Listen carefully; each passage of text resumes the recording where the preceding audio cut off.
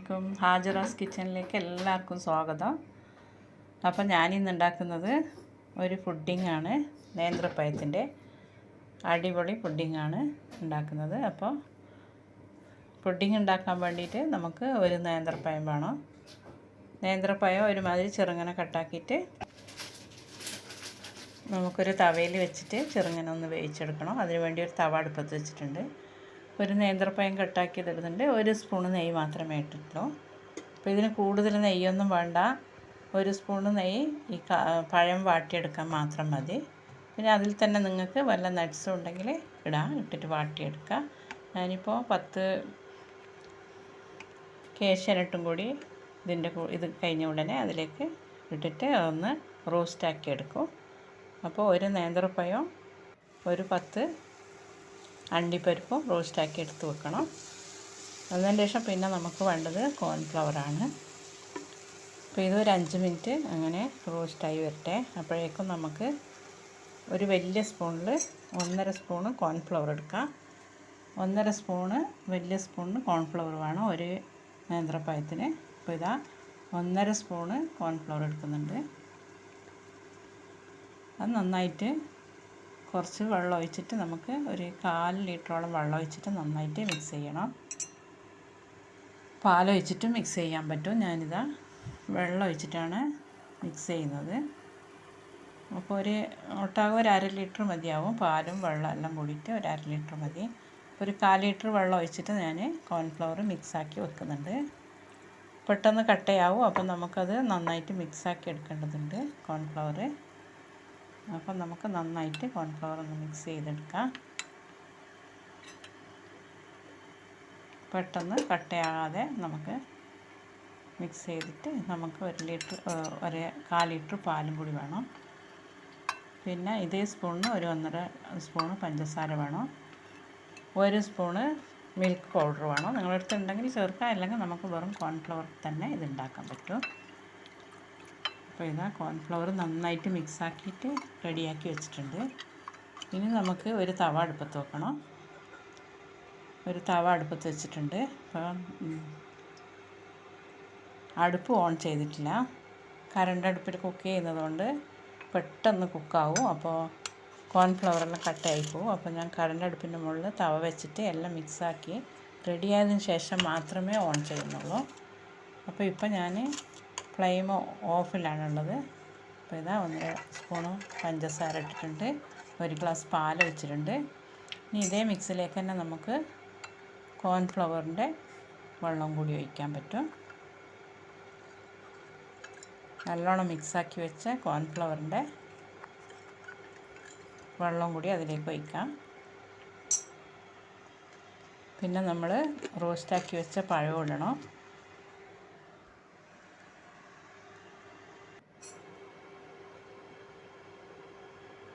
1 spoon milk powder ഇടുന്നുണ്ട്.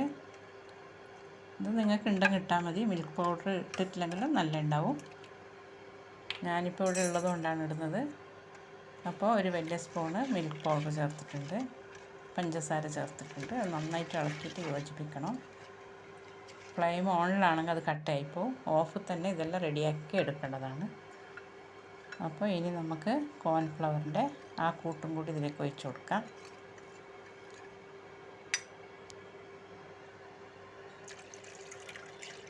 Cornflour ഒഴിച്ചിട്ടുണ്ട്.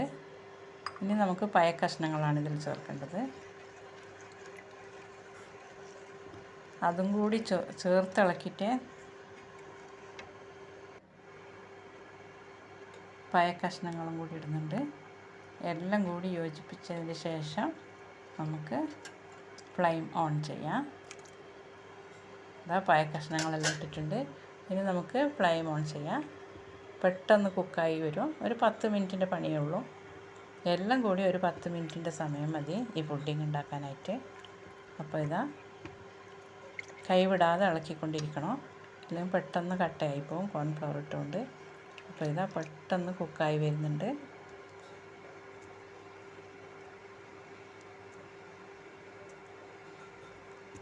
കുക്കായ പാട് നമുക്കൊരു പാത്രത്തിലേക്ക് ഇട്ട് കൊടുക്കാം.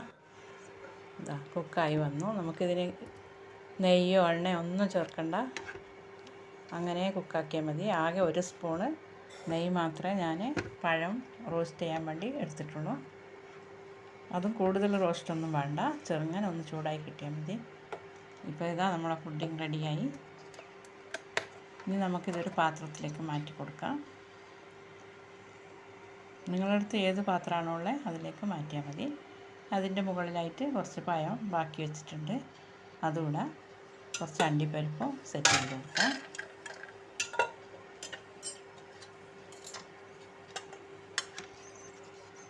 ഞാൻ ഒറ്റയ്ക്ക് വീഡിയോ ആക്കുന്നതുകൊണ്ടാണ് കുറച്ച് സമയം പിടിക്കുന്നത്. അപ്പോൾ ഇതാ ഫ്ലെയിമെല്ലാം ഓഫ് ചെയ്തിട്ട് വെച്ചിട്ടുണ്ട്.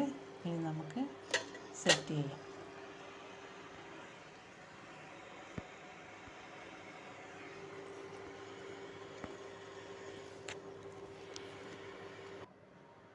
ഒരു പാത്രത്തിലേക്ക് സെറ്റ് ചെയ്തിട്ടുണ്ട്. ഇനി അതിൻ്റെ മുകളിലായിട്ട് നമുക്ക് അണ്ടിപ്പരിപ്പും ബാക്കി വെച്ച പഴത്തിൻ്റെ കഷ്ണങ്ങളും ചേർത്ത് ഒന്ന് അമർത്തി സെറ്റ് ചെയ്തിട്ട് റൂമിൽ തന്നെ വെച്ചാൽ മതി.